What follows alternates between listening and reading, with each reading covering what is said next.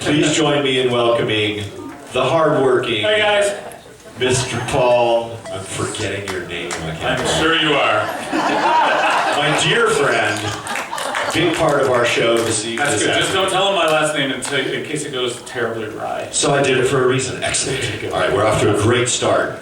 So guys, they're a good example. We have a radio show here, which has kind of got two dynamics. It's a radio show, first and foremost, but it's also a live taping. And so we have two dynamics that we have to play with. One of the fun things is we can be as fun and as funny as we want to be, and we can be as ridiculous as we want to be as a crowd. They can always cut us out. They can edit in the editing room, they can do anything. So what we have to do is we have to understand that our listening audience needs to hear us and needs to hear our enthusiasm. And also, that doesn't just come from us or the people that are up here on the stage, but comes from you as well. So I have my trusty assistant, Robin. Robin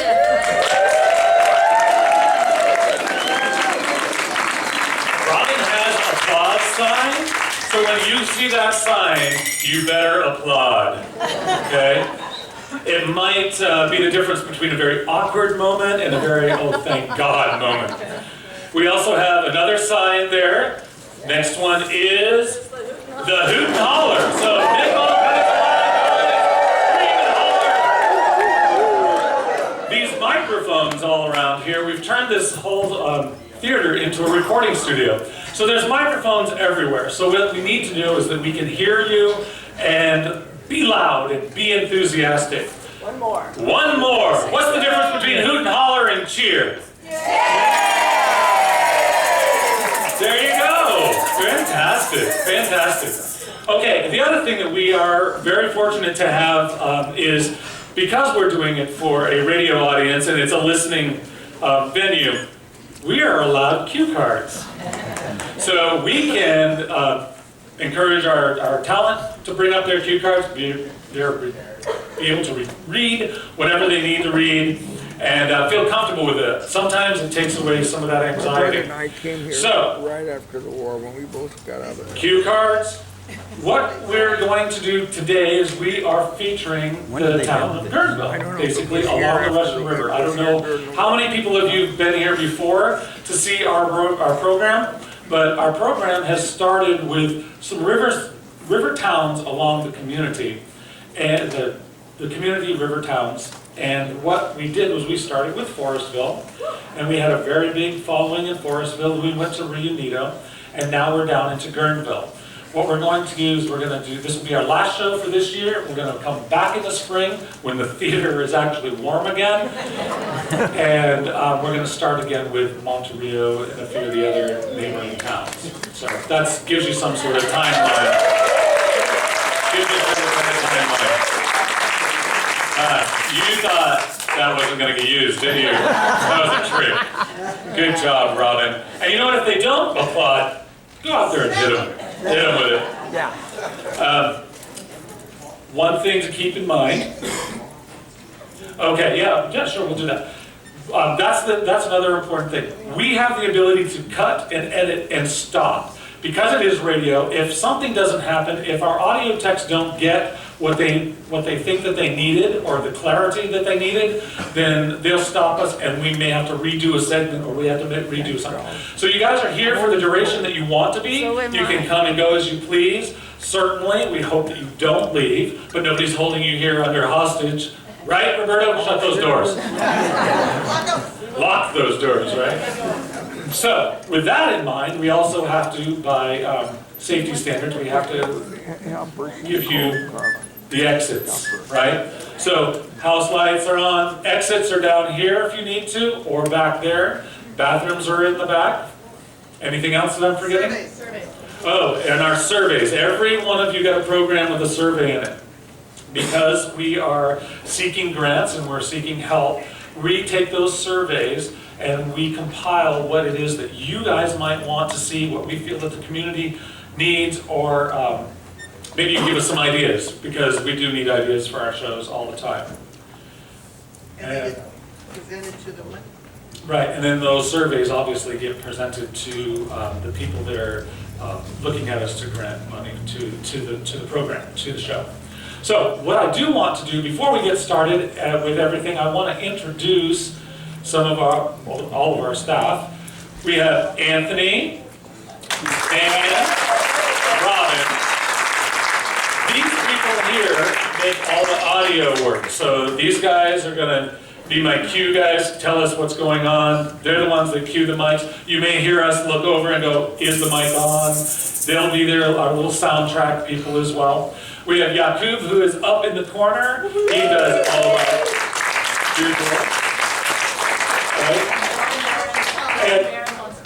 And the lighting. Spotlight, John Barron. And John Barron, we have that big spotlight up there in the corner. He made it yesterday. He made that spotlight. Awesome. Where's Thomas? Is he over the back? We have Roberto Estevez out in the front, and we have Thomas that's back there, and he's also running lights. It takes a village, believe me, to put this all together. Susie Rose is doing our photography. Linda Santa Cruz with our concessions up front. Ken McCullough is doing our video. We also have Karen Gallagher, who is our stage manager. Our stage manager assistant, Jared. And one of the most important aspects of this whole program, we could not have done it without her. And the reason that this program is super, super special to all of us is it's Ryan Miller's birthday.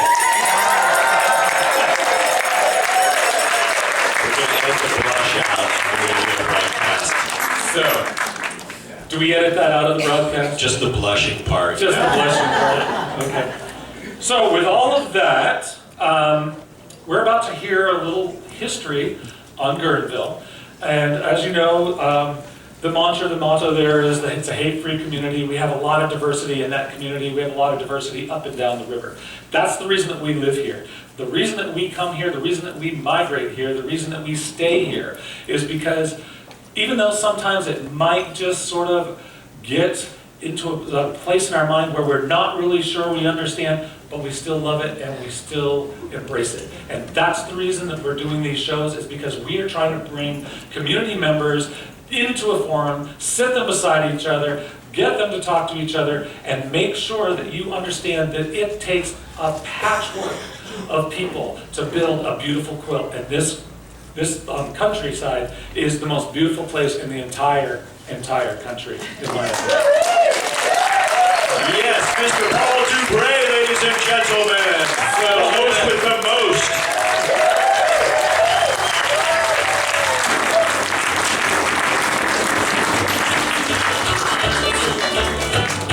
Welcome to the Wonderland Radio Hour, coming to you live from the historic Rio Theater, situated on the Russian River. For the next hour, we'll be bringing you stories, music, history, and personalities from all along the lower Russian River. Today's focus is the town of Guerneville, Stumptown USA. Grab your paddle, here we go.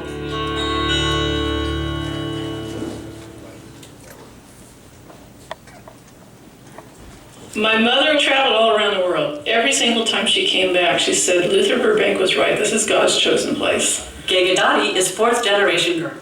That was a mistake. There's your prime example. Wake up, people up there. Prime example, okay? Cut. Yeah, that's right. We're gonna start again. Let's start from the So, top. do you want to start? We'll just start with me. From BT1. Let's start with the Pablo. We're gonna have to, oh guys, one thing that our sound tech did ask us to do is we need a long extended applause so we can get the sound of the room. So, are you ready? Deep Go ahead. breath. Big deep breath, lots of applause, and go!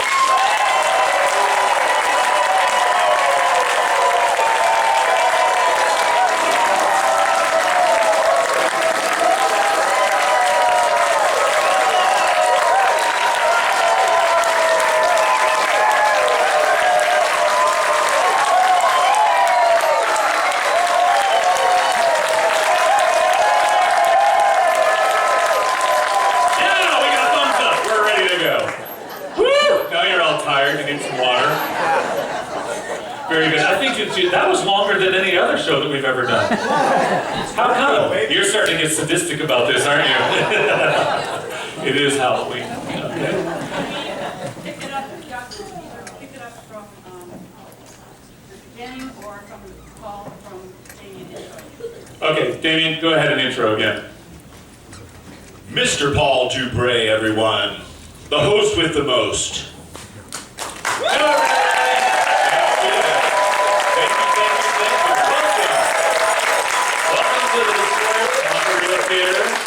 And welcome to Wonderland Radio Hour. So our first story today is Guerneville.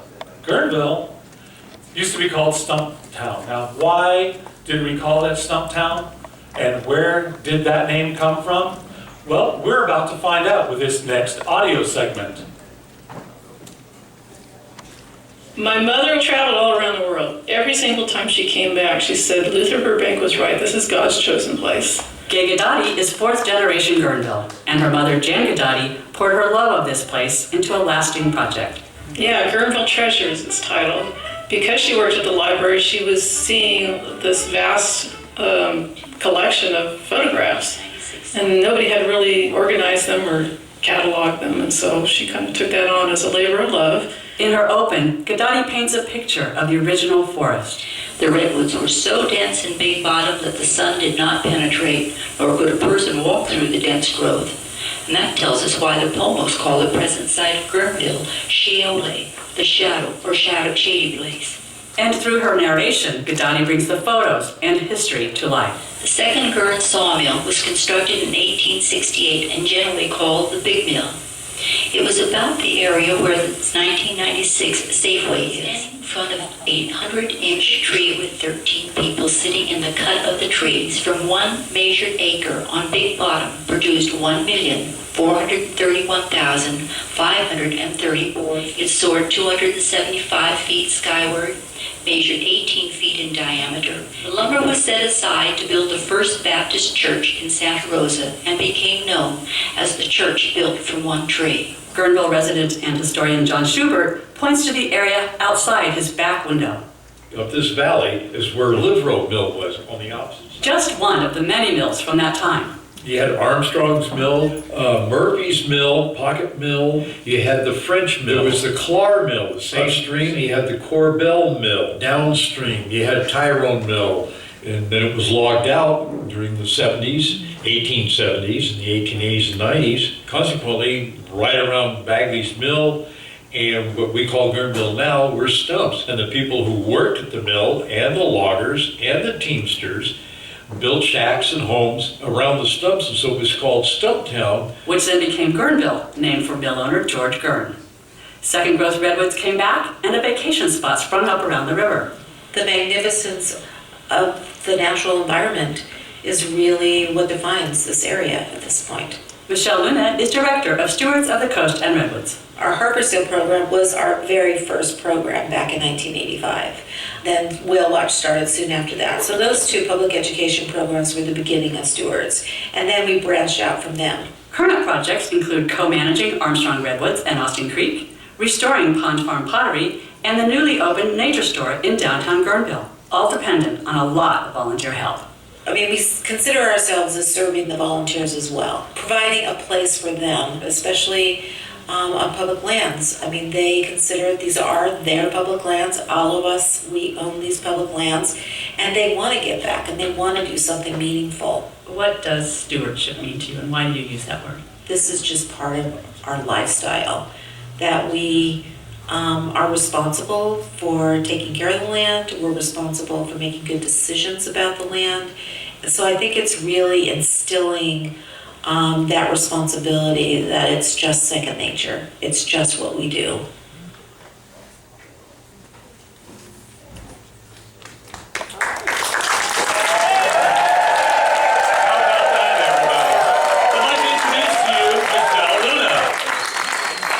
Stewards of the Redwood. That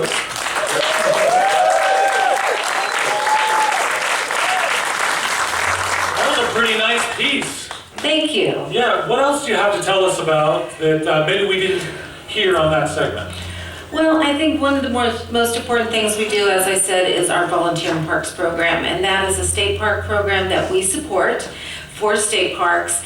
And there's so many opportunities for people to engage with our parks and to be giving back in an important way. We've got, as I said, we've got our Seal Watch program, our Whale Watch program, we staff visitor centers, we lead nature walks with all ages. We have a very active program with school children. We make reservations for over 6,000 kids who use their parks as an outdoor classroom.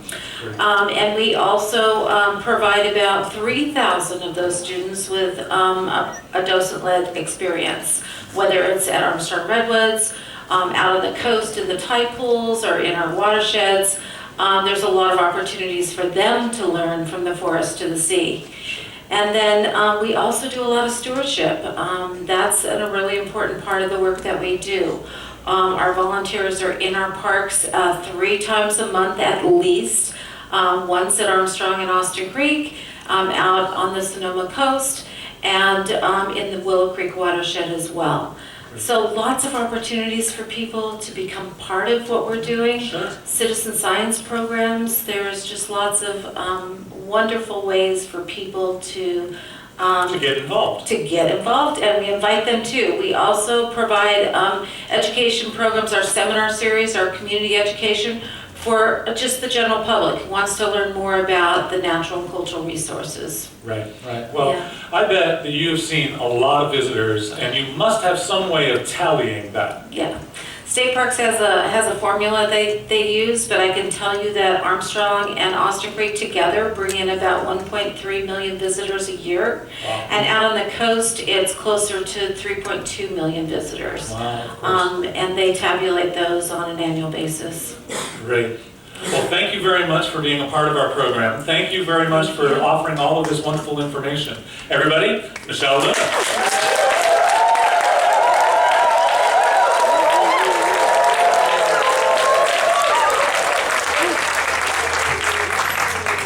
So everybody, I am going to bring up our next guest. His name is Tim Talamantes. And Tim is going to give us a little glimpse into history about the last log sawed in Guerneville. Come on up, Tim. Okay. All right, you want to go over here.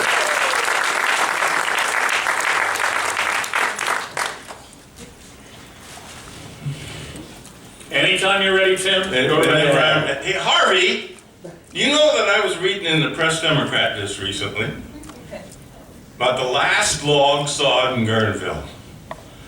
February 8th, 1901. Quite a date.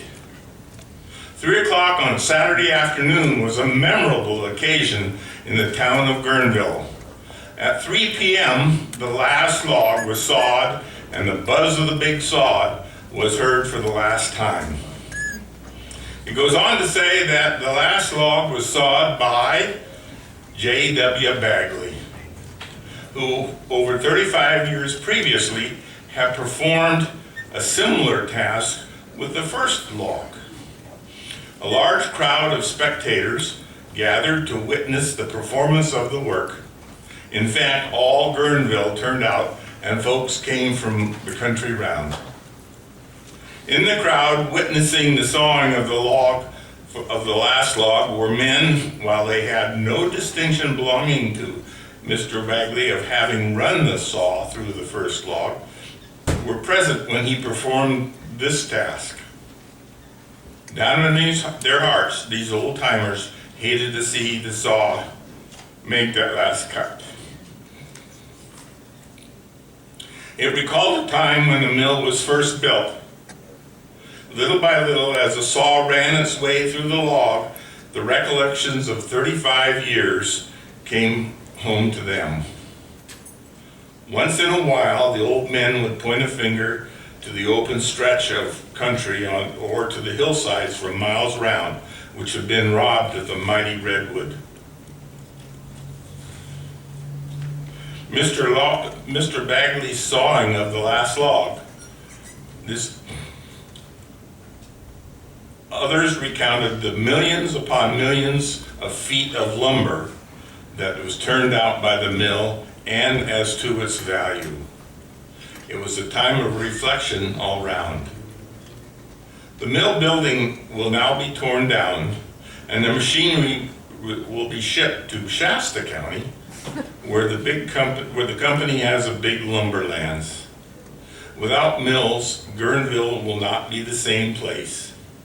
It will be some time before all the lumber on hand will be cleared out, and the superintendent, George W. Henson, will remain at Guerneville until everything is moved off. Now, Harvey, aren't you glad that our Sturgeon sawmill hasn't sawed its last log yet? And I believe there's somebody you want to introduce, right? I do. I want to introduce Harvey Henningsen. Wow. Lifetime association with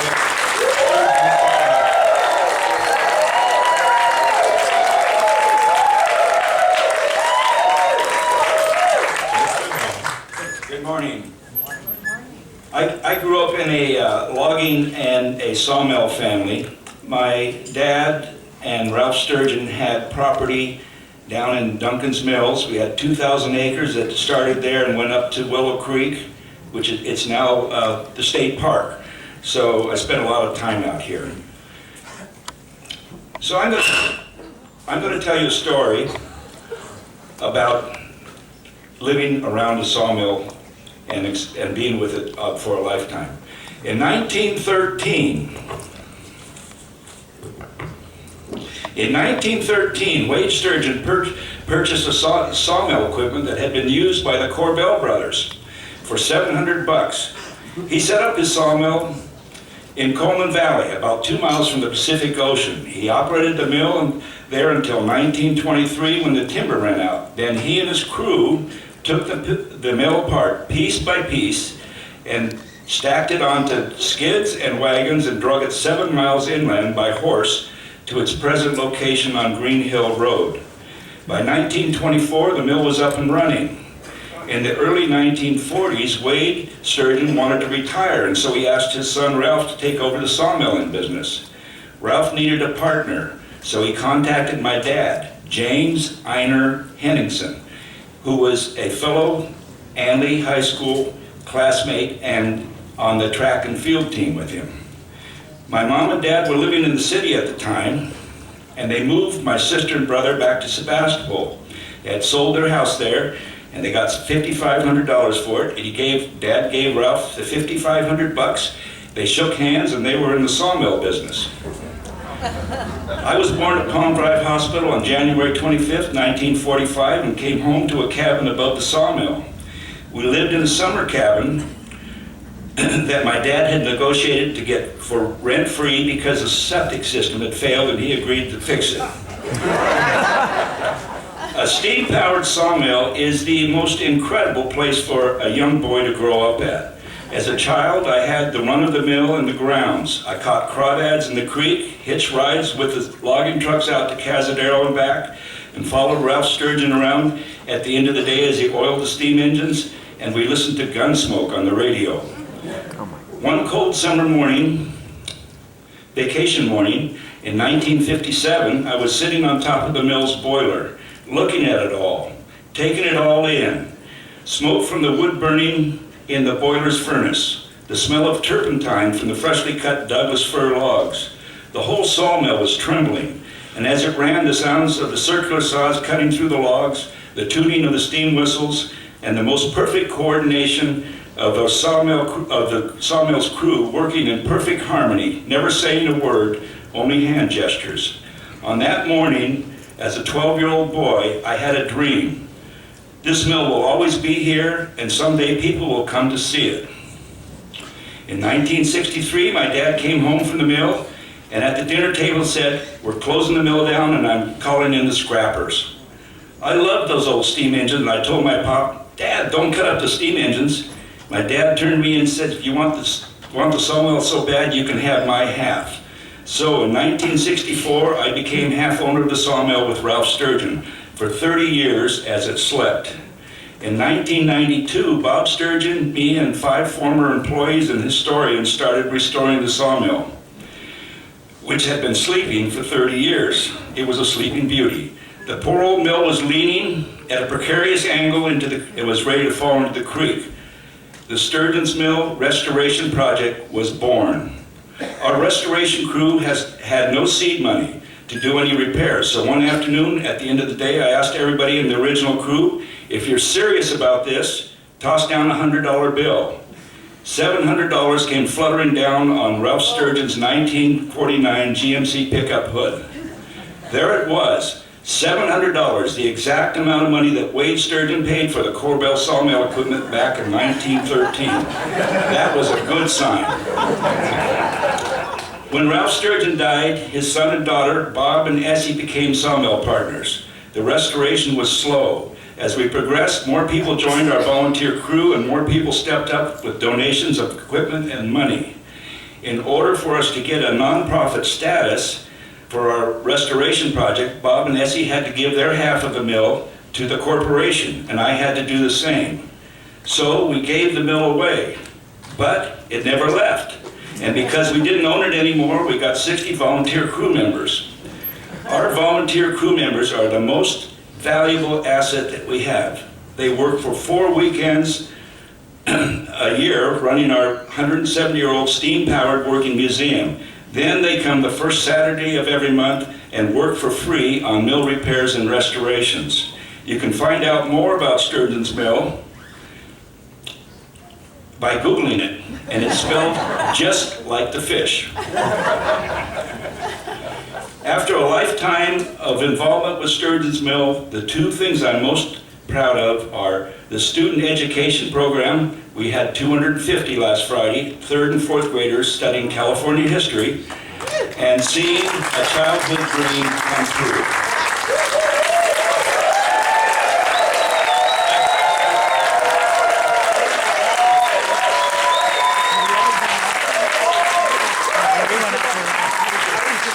There you go, everybody. That is priceless history. Absolute priceless history. Harvey wanted me to let you know that Sturgeon's Mill, while we do cut redwood and fir, we don't log anything ourselves. All the timber that we run through is salvaged lumber. So we don't go out and cut down the forest. There you go. Thank you very much. It's a pleasure. It's an absolute pleasure to have this over here.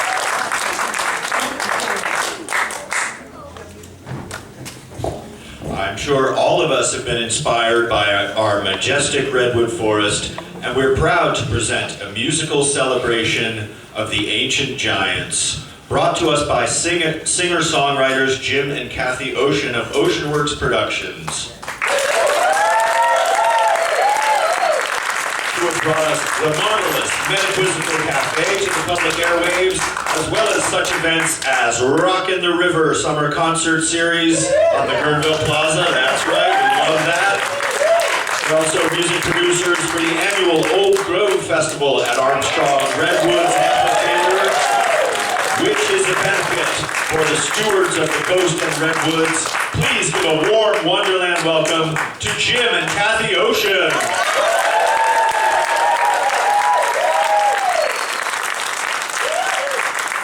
We're going to sing a little song called Sequoia sempervirens, which is the Latin name for the coastal redwood, meaning always green, always living. And it's about a couple of trees that were in our neighborhood. One was called the Stable, that had a huge cavern entrance, and one called the Beanpole, that was reportedly 465 feet high. And here we go.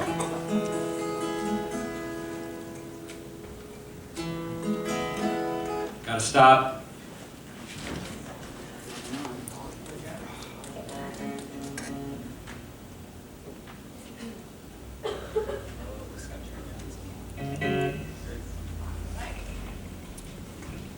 Should I do the intro again? Sure. Yeah. Thank you very much. We really appreciate you being here. We're going to sing a little song called Sequoia sempervirens, which is the Latin name for the coastal redwood, meaning always green, always living.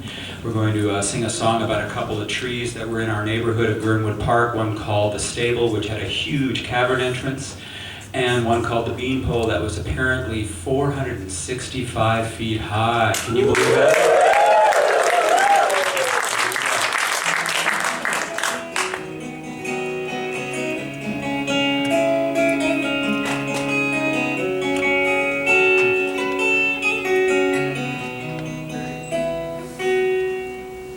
stable was a sight to see, hollow at the ground, and she rose 300 feet or more. Her mouth was a cathedral door.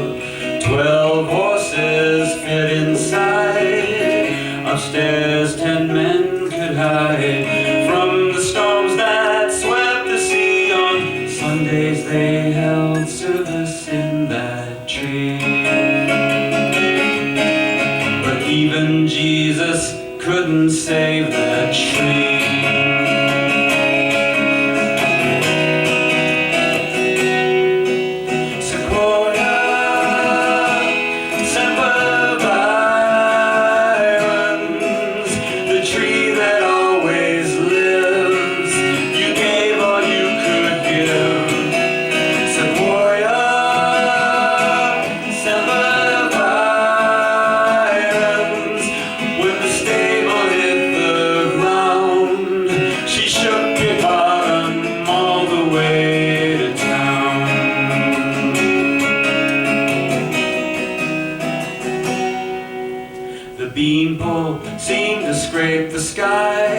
Like a building in Manhattan, he held roost in all Big Bottom. He had few branches on him. You could see him in the dark on starry nights in Guerneville Park. His silhouette would give you tingles. They took him down for the shingles. 600,000 roof shingles.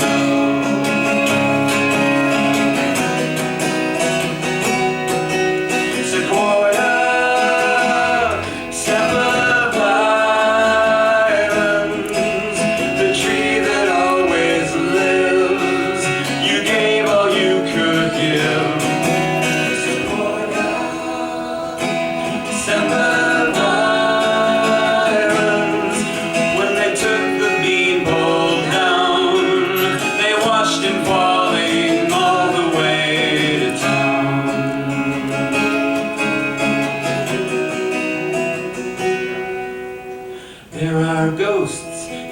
Big Bottom.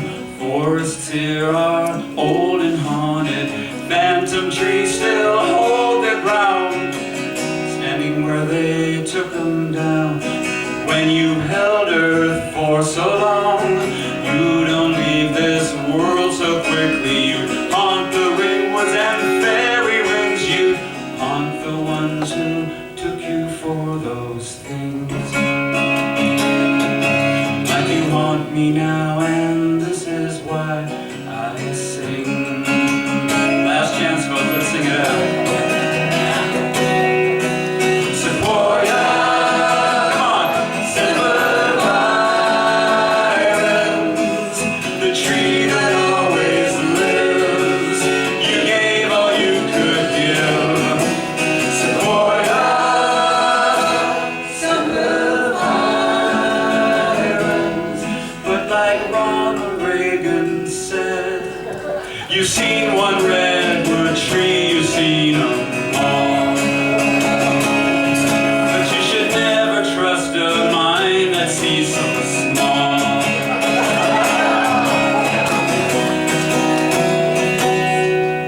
Sequoia, Semper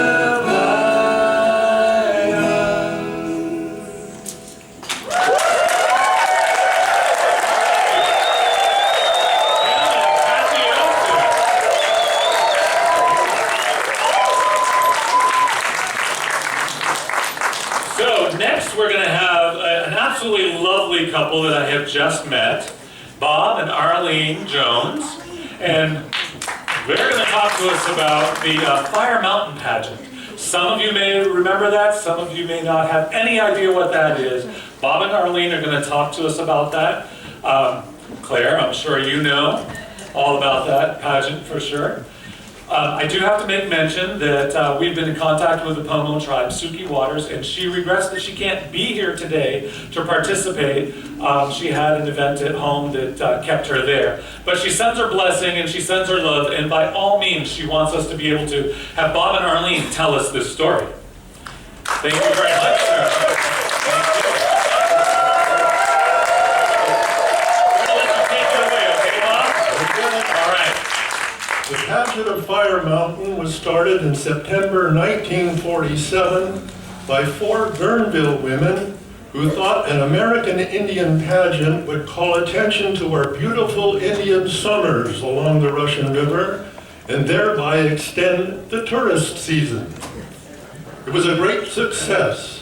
By the 1960s, 7,500 people were coming to Guerneville to see it. Boom, boom, boom, boom, boom, boom, boom, boom. With the drum beats echoing in the hills, the tribe of Fire Mountain, including many women and children in more or less native costumes, gathered by their teepees in the redwood glade across the river from Johnson's Beach, where the audience sits in a huge grandstand. A long line of torch-bearing canoes drifts slowly down the river as nighttime comes on. The canoeists arrive to honor the wedding of Prince Fleetfoot to Sky Blue Water, an arranged marriage. In celebration, native dancers from Sacramento perform on a stage extending out over the river. But then there's an attack by the Singing River tribe. One of the teepees was purposely made of paper and doused with lighter fluid so it would burst into flame during the attack. One year, our 5-year-old daughter Carolyn was dressed in costume and sitting in this teepee with her little friends. With all the shouting and confusion, the girls didn't notice their teepee was starting to burn. A young brave got them out just in time. Wouldn't you know, Prince Fleetfoot doesn't want to marry Sky Blue Water because he loves Princess Pale Moon from the Singing River tribe, which is much at war with his tribe. Compelled by an uncontrollable urge, the narrator says, Fleetfoot paddles his canoe to fetch his beloved Pale Moon, who stands in the spotlight on a bank upstream, while the Jeanette MacDonald Nelson Eddy recording of Indian Love Call plays over the sound system. Am I calling you? I was Prince Fleetfoot for a time, and Arlene was Princess Pale Moon.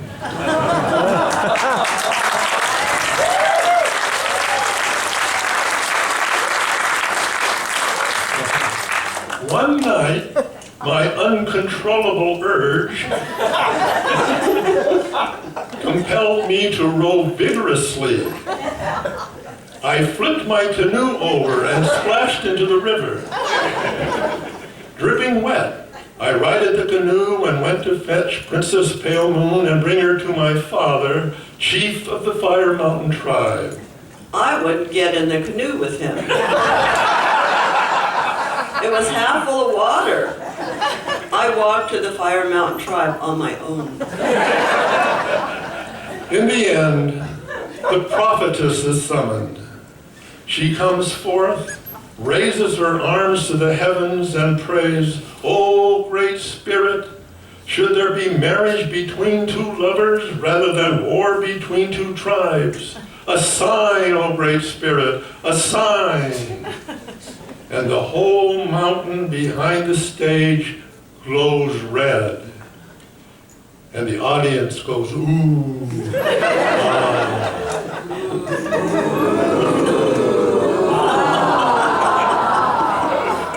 The mountain glowed because Fire Chief Jim Neely's young volunteers ran among the trees lighting flares. Safely, we always hoped. And so there was a wedding instead of a war, and the audience loved it.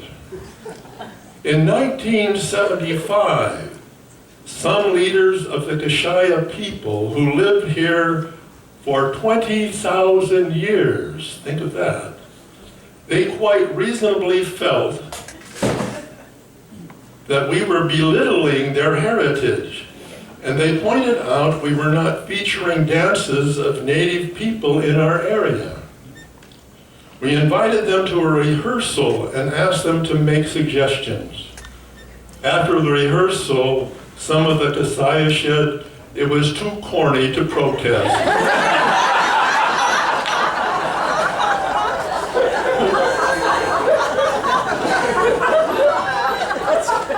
A happy result of these discussions, however, was the eagle dance. A local Native American with an eagle feather hood and feathery eagle-winged arms, 6 feet long on either side, came upon the stage, strutting, twisting his head this way and that, and seemed to soar above the scene like the eagles you can sometimes see above the hills of Duckins Mills. It was authentically beautiful. 1976 was the last year of the pageant because river people were just tired of doing it. But we produced the pageant of Fire Mountain for 30 years with hundreds of people participating in it. I think it made us a more cohesive community than we otherwise would have been.